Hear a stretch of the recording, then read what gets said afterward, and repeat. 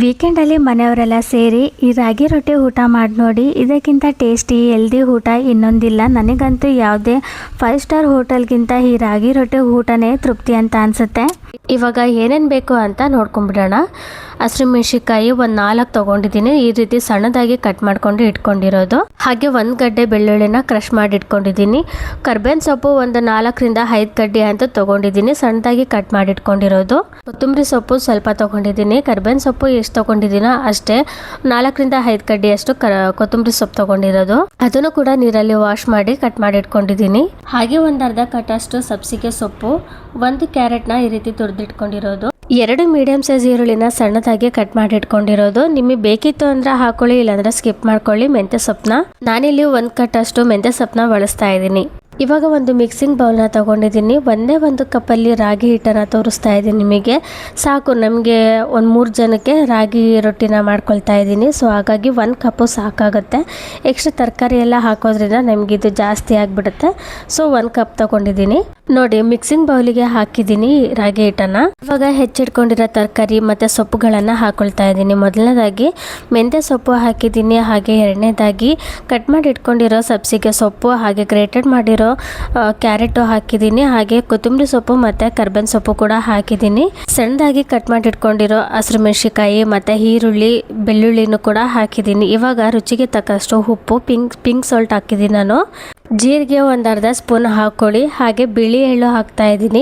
ಬಿಳಿ ಎಳ್ಳು 1 ಸ್ಪೂನ್ ಹಾಕಿದ್ದೀನಿ. ಇದು ನಿಮಗೆ ಆಪ್ಷನಲ್ ಅಷ್ಟೇ, ಇಷ್ಟ ಇದ್ರೆ ಹಾಕೊಳ್ಬೋದು, ಇಲ್ಲಾಂದ್ರೆ ಸ್ಕಿಪ್ ಮಾಡ್ಕೊಳ್ಳಿ. ಇವಾಗ ಇದಷ್ಟು ಡ್ರೈ ಮಿಕ್ಸ್ ಮಾಡ್ಕೊಳ್ಳೋಣ. ಯಾಕಂದರೆ ಇವಾಗ ಕೆಲವೊಂದು ತರಕಾರಿಗಳು ಹಸಿ ಇರುತ್ತೆ ಅಲ್ವಾ, ಸೊ ಅದಕ್ಕೋಸ್ಕರ ನಾವು ನೀರು ಹಾಕಿ ಕಲಸಿದ ತಕ್ಷಣ ಎಲ್ಲ ಕಡೆ ಸ್ಪ್ರೆಡ್ ಆಗೋದಿಲ್ಲ, ಮತ್ತು ಉಂಡೆ ಥರ ಕಾಣಿಸುತ್ತೆ, ನಮಗೆ ಕೈಗೆ ಬರುತ್ತೆ. ಹಾಗಾಗಿ ಸೊಪ್ಪು ಎಲ್ಲ ಹಾಕಿರ್ತೀವಲ್ಲ, ಹಾಗಾಗಿ ಆ ಥರ ಆಗುತ್ತೆ. ಇವಾಗ ಒಂದ್ಸಲಿ ಡ್ರೈ ಮಿಕ್ಸ್ ಮಾಡ್ಕೊಂಡ್ಬಿಟ್ರೆ ನೀಟಾಗಿ ನಾವು ನೀರು ಹಾಕಿ ಕಲಸುವಾಗ ನೀರು ಕೂಡ ಜಾಸ್ತಿ ತಗೊಳ್ಳೋದಿಲ್ಲ, ಮತ್ತು ನಮಗೆ ಪಾಚಿ ಥರನೂ ಅನಿಸೋದಿಲ್ಲ.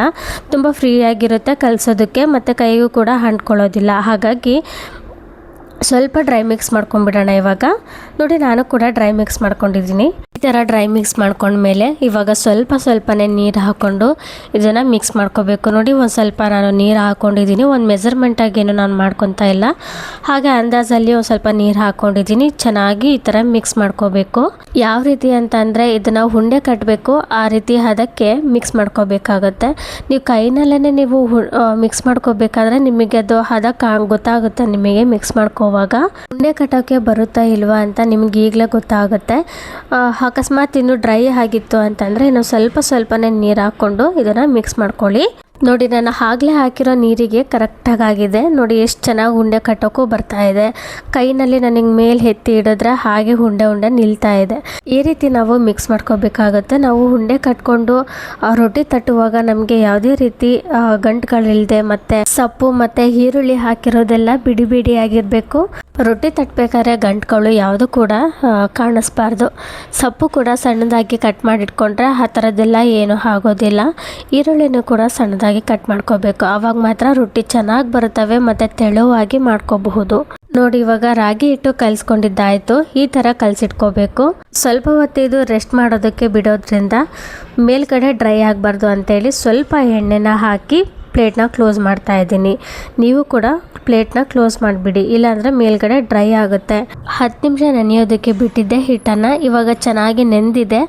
ಉಂಡೆನ ಮಾಡ್ಕೊಂಡಿದ್ದೀನಿ. ಈ ರೀತಿ ಒಂದು ದಪ್ಪ ಸೈಜಿಂದು ಅಥವಾ ಮೀಡಿಯಂ ಸೈಜಿಂದು ಉಂಡೆನ ಮಾಡ್ಕೋಬೇಕು. ನಾನಿಲ್ಲಿ ಬಾಳೆ ಎಲೆ ಮೇಲೆ ರಾಗಿ ರೊಟ್ಟಿನ ತಡ್ಕೊಳ್ತಾ ಇದ್ದೀನಿ. ನಿಮಗೆ ಬಾಳೆ ಎಲೆ ಸಿಕ್ಕಿಲ್ಲ ಅಂತಂದರೆ ಬಟರ್ ಪೇಪರು ಕೂಡ ಯೂಸ್ ಮಾಡ್ಬೋದು. ನಮ್ಮನೇಲಿ ರಾಗಿ ರೊಟ್ಟಿ ಅಂತಂದರೆ ಸ್ಪೆಷಲ್ ಅಂತ ಅಂದರೆ ಬಾಳೆ ಎಲೆ ಬಳಸ್ತೀವಿ. ಸೊ ಹಾಗಾಗಿ ನಾನು ಬಾಳೆ ಎಲೆ ಬಳಸಿದ್ದೀನಿ. ಇಲ್ಲಿ ನೀವು ನೋಡ್ಬೋದು ನಾನು ರೊಟ್ಟಿನ ಹೇಗೆ ತಟ್ಕೊಳ್ತಾ ಇದ್ದೀನಿ ಅಂತೇಳಿ. ಅಂಗೈ ಮತ್ತು ಬೆರಳನ್ನು ಯೂಸ್ ಮಾಡಿ ನಾನು ರೊಟ್ಟಿನ ರೌಂಡಾಗಿ ತಟ್ಕೊಳ್ತಾ ಇರೋದು. ಅದು ಬಾಳೆ ಎಲೆ ಶೇಪ್ ಎಷ್ಟಿದೆಯೋ ಅದಷ್ಟಕ್ಕೂ ನಾನು ರಾಗಿ ರೊಟ್ಟಿನ ತಟ್ಕೊಳ್ತಾ ಇದ್ದೀನಿ. ನಿಮ್ಗೇನಾದರೂ ಕೈನಲ್ಲಿ ಅಂಟ್ಕೊಳ್ತಾ ಇದೆ ಅಂತ ಅಂದರೆ ನೀರು, ಇಲ್ಲ ಅಂತಂದರೆ ಎಣ್ಣೆ, ಎರಡರಲ್ಲಿ ಒಂದಾದರೂ ಕೈ ಮೇಲೆ ಆಗಾಗ ಹಚ್ಕೊಂಡು ಈ ರೀತಿ ತಟ್ಕೋಬೋದು. ನೀವು ಮಾಡೋದು ಈಸಿನೇ. ಯಾವುದೇ ಆಗಲಿ ಒಂಥರ ಕೈ ಗಂಟುತ್ತೆ, ಗಲೀಜು ಹಾಗೆ ಹೀಗೆ ಅಂತ ಅಂದ್ಕೊಂಡ್ರೆ ಯಾವ ಅಡುಗೆನೂ ಕೂಡ ನಿಮಗೆ ಮಾಡೋಕ್ಕೆ ಬರೋದಿಲ್ಲ. ನೀವು ತಿನ್ನೋ ಫುಡ್ಡು ಆರೋಗ್ಯವಾಗಿ ಮತ್ತು ಟೇಸ್ಟಿಯಾಗಿರಬೇಕು ಅಂತಂದರೆ ಕೈ ಮಾಡ್ಕೊಳ್ಲೇಬೇಕಾಗತ್ತೆ. ಕೈ ಕೆಸರಾದರೆ ಬಾಯಿ ಮೊಸರೆಂಬ ಗಾದೆ ಉಂಟಣ್ಣ. ಈ ಗಾದೆ ಯಾರಿಗೆ ಟ್ಯಾಗ್ ಮಾಡ್ತೀರಾ ನೋಡಿ. ಇವಾಗ ರೊಟ್ಟಿ ತಟ್ಕೊಂಡಿರೋದು ಆಯಿತು. ರೊಟ್ಟಿ ತಟ್ಕೋಬೇಕಾದ್ರೆ ಎಲ್ಲೂ ಕೂಡ ನಾನು ಕಟ್ ಮಾಡಿಲ್ಲ. ಹಾಗೇನೆ ಎಷ್ಟೊತ್ತು ನಾನು ರೊಟ್ಟಿನ ತಟ್ಟಿದ್ದೀನೋ ಅಷ್ಟೇ ವಿಡಿಯೋ ಇಲ್ಲಿ ಅಪ್ಲೋಡ್ ಆಗಿದೆ. ಯಾವುದೇ ರೀತಿ ನಾನು ಕಟ್ ಮಾಡಿಲ್ಲ, ಎಡಿಟ್ ಮಾಡಿಲ್ಲ. ಇವಾಗ ತವ ಬಿಸಿಯಾಗಿದೆ, ರೊಟ್ಟಿ ಬೇಯಿಸ್ಕೊಳ್ಳೋದಷ್ಟೇ ಬಾಕಿ. 1 ಸ್ಪೂನ್ ಅಷ್ಟು ಎಣ್ಣೆ ಹಾಕಿದ್ದೀನಿ. ರೊಟ್ಟಿನ ಬಾಳೆ ಎಲೆ ಸಮೇತ ತವ ಮೇಲೆ ಹಾಕಿದ್ದೀನಿ. ಯಾವುದಾದ್ರೂ ಒಂದು ಸೈಡಿಂದ ಬಾಳೆ ಎಲೆ ತೆಗಿಯೋಣ. ನೋಡಿ ಎಷ್ಟು ಚೆನ್ನಾಗಿ ಬಂತು ಅಂತೇಳಿ ಬಾಳೆ ಎಲೆ ಮೇಲೆ ಇನ್ನೂ ಸ್ವಲ್ಪ ಎಣ್ಣೆ ಹಾಕಿ 2 ಸೈಡು ಬೇಯಿಸ್ಕೋಬೇಕು. ತರಕಾರಿ ಸೊಪ್ಪು ಎಲ್ಲ ಹಾಕಿರೋದ್ರಿಂದ ಲೋ ಫ್ಲೇಮಲ್ಲೇ ಇಟ್ಕೊಂಡು ಇದನ್ನ ಚೆನ್ನಾಗಿ ಬೇಯಿಸ್ಕೋಬೇಕು. ಬೇಗ ರೊಟ್ಟಿ ಮಾಡಬೇಕು ಅಂತಂದ್ರೆ ಬಾಳೆ ಎಲೆನ 2 ರೆಡಿ ಮಾಡಿ ಇಟ್ಕೊಂಡ್ಬಿಡಿ. ಮಕ್ಳು ಸ್ಕೂಲ್ಗೆ ಹೋಗೋರಿದ್ರೆ, ಹಸ್ಬೆಂಡ್ ಡ್ಯೂಟಿಗೆ ಹೋಗೋರಿದ್ರೆ ಬೇಗ ಮಾಡ್ಕೋಬಹುದು.